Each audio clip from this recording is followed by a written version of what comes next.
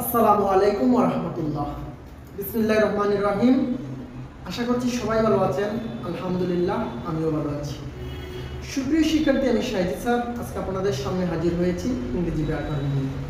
আজকে আমাদের আলোচনার বিষয় হচ্ছে ভয়েস চেঞ্জ। সুপ্রিয় শিক্ষার্থী, ভয়েসের উপর আমরা গত আরো দুইটি ক্লাস করেছি।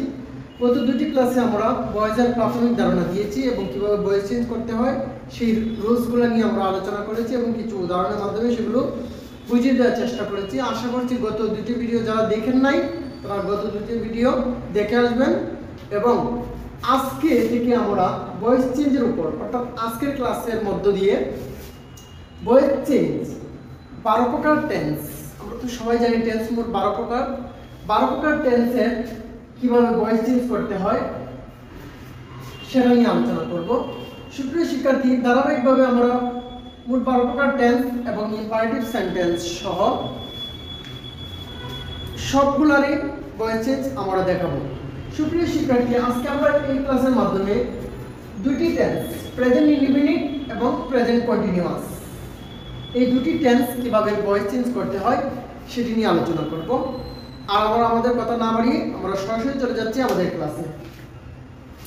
সুপ্রিয় শিক্ষার্থী, প্রেজেন্ট ইনডিফিনিট টেন্স কিভাবে ভয়েস চেঞ্জ করতে হয়। Present indefinite tense voice change করতে হলে কি হবে, যে সেন্টেন্সটা দেওয়া থাকবে সেটা কি অবজেক্টটা সাবজেক্ট হয়ে যাবে, তারপর সাহায্যকারী ভার্ব হিসেবে এ মেজার যে কোনো একটা বসবে, এরপর যে ভার্বটি থাকবে সেই ভার্বের 3 নাম্বার ফর্ম অর্থাৎ ভার্বের পাস্ট পার্টিসিপল ফর্ম বসবে। এরপর কি হবে, অবজেক্টের পূর্বে একটি বাই বসবে, তারপর সাবজেক্টটি কি হয়ে যাবে, মানে প্রদত্ত সেন্টেন্সের যে সেন্টেন্সটা দেওয়া থাকবে সেই সেন্টেন্সের কি হয়ে যাবে, সাবজেক্টটা অবজেক্ট হয়ে যাবে। আমি কিভাবে প্রেজেন্ট ইনডিফিনিট টেন্সকে ভয়েস চেঞ্জ করতে হয় তার জন্য একটা স্ট্রাকচার এখানে লিখে রেখেছি আপনাদের জন্য। দেখেন, আমি লিখেছি কি কিভাবে প্রেজেন্ট ইনডিফিনিট টেন্সকে চেঞ্জ করতে হয়। স্ট্রাকচারটা হবে কি, নিউ সাবজেক্ট। নিউ সাবজেক্ট মানে হচ্ছে আমার অবজেক্ট থেকে আমি সাবজেক্ট পাবো, এইজন্য নিউ সাবজেক্ট। তারপর সাহায্যকারী ভার্ব এম ইজ আর, তিনটা থেকে যে কোনো একটা, সেখানে টেন্স এবং পার্সন অনুযায়ী বসাতে হবে। এরপর হচ্ছে প্রদত্ত ভার্ব, যে ভার্বটা আপনার সেন্টেন্সে থাকবে তার 3 নাম্বার ফর্ম। এরপর হচ্ছে নিউ অবজেক্ট অর্থাৎ অবজেক্টের পূর্বে বাই। নিউ অবজেক্ট অর্থ হচ্ছে গিয়ে আমার সাবজেক্টটাকে আমি অবজেক্ট বানাবো, এই জন্য লিখছি নিউ অবজেক্ট।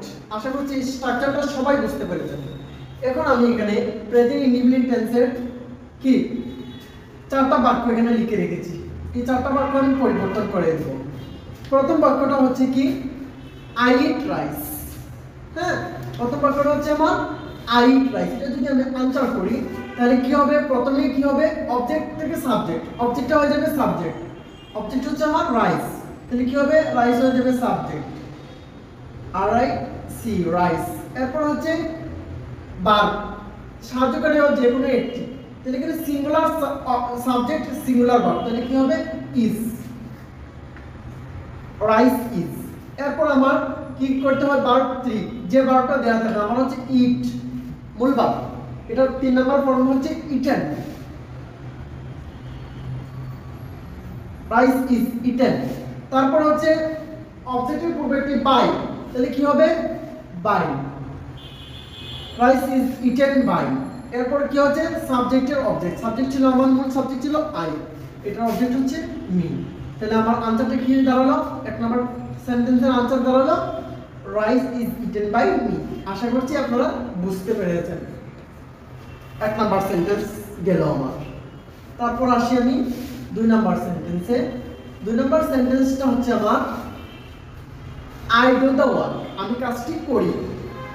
এখানে আই হচ্ছে সাবজেক্ট, ডু হচ্ছে ভার্ব, দা ওয়ার্ক হচ্ছে আমার অবজেক্ট। তাহলে প্রথমে লিখতে হবে আমার কি, এটা যদি আনসার করি আমি কি হবে, দা ওয়ার্ক। হ্যাঁ, দা ওয়ার্ক একটি কাজ বা কাজটি, সিঙ্গুলার সাবজেক্ট সিঙ্গুলার ভার্ব আনতে হবে। তাহলে এখানে 3টা ভার্ব থেকে আমার এখানে আনতে হবে যে কোনো একটি, অর্থাৎ ইজ, ওয়ার্ক ইজ। মূল ভার্বের ফার্স্ট পার্টিসিপল ফর্ম, তাহলে ডোর ফার্স্ট পার্টিসিপল ফর্ম হচ্ছে ডান, দা ওয়ার্ক ইজ ডান। এরপর হচ্ছে এখানে সাবজেক্ট হচ্ছে আই, আই এর অবজেক্ট হচ্ছে মি, তাহলে মির পূর্বে কি বসাতে হবে একটা, অর্থাৎ অবজেক্টের পূর্বে বসাতে হবে বাই। এরপর হচ্ছে আই এর অবজেক্ট মি। আশা করছি 2 নম্বর সেন্টেন্সটা আপনারা বুঝতে পেরেছেন। প্রিয় শিক্ষার্থী, এখন আমাদের হচ্ছে 3 নাম্বার সেন্টেন্স। 3 নাম্বার সেন্টেন্স হচ্ছে আমাদের হি প্লে ক্রিকেট, সে ক্রিকেট খেলে। এটার আনসার যদি আমরা করি তাহলে প্রথমে হচ্ছে অবজেক্ট ক্রিকেট, তাহলে হয়ে যাবে subject cricket. Cricket singular subject হয়ে যাবে সিঙ্গুলার ভার্ব ক্রিকেট ইজ। এ হচ্ছে আমার মূল ভার্ব, এটা ফার্স্ট পার্টিসিপল ফর্ম হচ্ছে প্লেড। হ্যাঁ, তারপর হি হচ্ছে সাবজেক্ট, সাবজেক্টের অবজেক্টের পূর্বে বাই, তাহলে বসাতে হবে বাই। সাবজেক্ট হচ্ছে হি, হির অবজেক্ট হচ্ছে হিম। আশা করছি 3 নাম্বার সেন্টেন্সটা আপনারা বুঝতে পেরেছেন। এরপর হচ্ছে আমাদের 4 নাম্বার বা সর্বশেষ প্রেজেন্ট ইনডিফিনিট সেন্টেন্সের উদাহরণ, দে প্লে ফুটবল। ফুটবল হচ্ছে এখানে সাবজেক্ট, তাহলে কি হবে? ফুটবল হয়ে যাবে অবজেক্ট, সরি ফুটবল আছে অবজেক্ট হয়ে যাবে সাবজেক্ট বাক্যের শুরুতে। এরপর ফুটবল সিঙ্গুলার সাবজেক্ট হয়ে যাবে singular verb is, football is. এরপর হচ্ছে মূল verb play, play first participle হচ্ছে প্লেড। এরপর কি অবজেক্ট, দে হচ্ছে সাবজেক্ট, সাবজেক্টের অবজেক্ট হচ্ছে দেম, তাহলে অবজেক্টের পূর্বে বাই, তারপর হচ্ছে দেম। আশা করছি প্রেজেন্ট ইনডিফিনিট আপনারা সুন্দরভাবে বুঝতে পেরেছেন। সুপ্রিয় শিক্ষার্থী, এখন আমরা আসি আমাদের 2 নাম্বার সেন্টেন্স। 2 নাম্বার টেন্স হচ্ছে গিয়ে present continuous tense. Present continuous টেন্সের জন্য যে রুলস লাগবে সেটা হচ্ছে প্রজেক্ট অবজেক্টটা হয়ে যাবে সাবজেক্ট প্রথমেই, এরপর সাহায্যকারী ভার্ব হিসেবে কি am being, are being, is being, যে কোনো একটা। তারপর ভার্ব 3, যে ভার্বটা দেয়া থাকবে প্রদত্ত সেন্টেন্সে ওইটার ভার্ব 3। এরপর অবজেক্টের পূর্বে বাই। এরপর হচ্ছে প্রদত্ত সেন্টেন্সের সাবজেক্টটা হয়ে যাবে অবজেক্ট। আশা করছি নিয়মটা বুঝতে পেরেছেন। এই নিয়ম অনুসারে আমি একটা স্ট্রাকচার বানিয়ে রেখেছি প্রেজেন্ট কন্টিনিউয়াসের জন্য, সেটা হচ্ছে নিউ সাবজেক্ট, অর্থাৎ অবজেক্ট থেকে সাবজেক্ট পাবো আমরা নিউ সাবজেক্ট। এরপর am being, are being, is being, যে কোনো 3টা থেকে একটা নিতে হবে। এরপর প্রদত্ত সেন্টেন্সের যে কি থাকবে মূল ভার্ব, এটা হচ্ছে ভার্ব 3, অর্থাৎ ভার্বের ফার্স্ট পার্টিসিপল ফর্ম। এরপর হচ্ছে অবজেক্ট এর পূর্বে বাই। আর নিউ অবজেক্ট বলতে আমাদের কি হবে, সাবজেক্টটা অবজেক্ট হয়ে আসবে, এই জন্য এটা নিউ অবজেক্ট। আশা করছি এই স্ট্রাকচারটা সবাই বুঝতে পেরেছেন। এখন আমি এখানে 3টা উদাহরণ লিখে রেখেছি, আমি রুলস অনুসারে উদাহরণগুলো করে দিব, তাহলে আশা করছি সবাই বুঝতে পারবেন। I am going to school, আমি স্কুলে কি যাইতেছি, প্রেজেন্ট কন্টিনিউয়াস। কন্টিনিউয়াস আরেকটা সুপ্রিয় শিক্ষার্থী আরেকটা বিষয় সবাই মনে রাখবেন, কন্টিনিউয়াস হচ্ছে চলমান সেন্টেন্স। চলমান সেন্টেন্স কন্টিনিউয়াস টেন্স যদি হয় তাহলে সেই সেন্টেন্সটা হবে চলমান। যেমন I am going to school, আমি স্কুলে যাইতেছি, আমি যাওয়ার মধ্যে এখনো বিদ্যমান বা চলমান আছে। তাহলে কি হবে, প্রথমেই হয়ে যাবে অবজেক্ট আর সাবজেক্ট। অবজেক্ট কি এখানে, অবজেক্ট শুধুমাত্র স্কুল, তাহলে কি হবে স্কুল। সিঙ্গুলার সাবজেক্ট তাহলে হবে ইজ। আইএনজি এর জন্য হচ্ছে এই যে আমি এখানে লিখেছিলাম বিং, হ্যাঁ বিংগুলা লিখেছিলাম, এটা হচ্ছে আইএনজি ফর্মের জন্য। তাহলে কি হবে এখানে বিং, স্কুল ইজ বিং। এরপর হচ্ছে আমার মূল ভার্ব হচ্ছে গো, তাহলে কি হবে গান, জিও এন গান, ভার্বের 3 নাম্বার ফর্ম হচ্ছে গান। স্কুল ইজ বিং গন, এখানে টু প্রিপোজিশন হিসেবে আসছে, তাহলে এক্সট্রা প্রিপোজিশন আমার বাইয়ের দরকার নেই, তাহলে এখানে কি হবে টু। আর কি রয়েছে সাবজেক্ট হচ্ছে আই, আই এর অবজেক্ট ফর্ম হচ্ছে মি। আশা করছি বুঝতে পেরেছেন। এরপর যদি আমরা 2 নাম্বার সেন্টেন্সের দিকে তাকাই তাহলে লেখা আছে এখানে they were reading a story book, তারা একটা গল্পের বই পড়তেছিল, মানে অতীতকালে তারা পড়তেছিল, পড়ার মধ্যে বিদ্যমান ছিল। তাহলে কি হবে আমার এই বাক্যের অবজেক্ট হচ্ছে এ স্টোরি বুক, সম্পূর্ণটা কি এ স্টোরি বুক, একটা গল্পের বই। বইটা হচ্ছে সিঙ্গুলার মানে একটা বই, তাহলে সিঙ্গুলার ভার্ব কি হবে, ফার্স্টে যে সিঙ্গুলার ভার্ব হচ্ছে ওয়াজ, কি ফার্স্টে যে সিঙ্গুলার ভার্ব হচ্ছে ওয়াজ।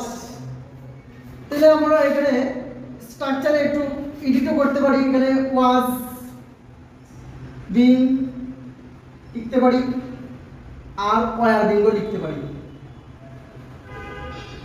হ্যাঁ তাহলে স্ট্রাকচারটা পুরোপুরি হয়ে যাবে। তাহলে কি হবে এ স্টোরি বুক ওয়াজ, আইনজির জন্য হচ্ছে বিং,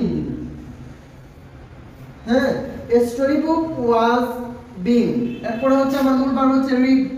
রিডের ফার্স্ট পার্টিসিপল ফর্ম হচ্ছে রিড, এটার কোনো পরিবর্তন নাই, ব্যতিক্রমী verb. A story book was being read. এরপরে দে হচ্ছে সাবজেক্ট, অবজেক্ট হচ্ছে দেম, অবজেক্টের পূর্বে বাই বসাতে হবে, তারপর হচ্ছে দেম। আশা করছি খুব ভালোভাবে বুঝতে পারছেন। 3 নাম্বার সেন্টেন্সে আমার লেখা আছে হি ইজ প্লেইং ক্রিকেট। এখানে ক্রিকেট হচ্ছে আমার অবজেক্ট, তাহলে সবাইকে শুরুতে আসবে cricket. Singular verb, singular subject, singular verb is, আইনজের জন্য হচ্ছে বিং, প্লে হচ্ছে মূল ভার্ব, ভার্বের ফার্স্ট পার্টিসিপল ফর্ম হচ্ছে প্লেড, আর কি বাই, কারণ অবজেক্ট হচ্ছে সাবজেক্ট হচ্ছে হি, এর অবজেক্ট হচ্ছে হিম, আর অবজেক্টের পূর্বে হচ্ছে বাই। সুপ্রিয় শিক্ষার্থী, আশা করছি আমরা আমাদের এই ক্লাসের মাধ্যমে প্রেজেন্ট ইনডিফিনিট টেন্স এবং প্রেজেন্ট কন্টিনিউয়াস টেন্সের চেঞ্জিং ভয়েস অর্থাৎ ভয়েস চেঞ্জ আমরা বুঝতে পেরেছি। সবাই ভালো থাকবেন, সুস্থ থাকবেন। আল্লাহ হাফেজ।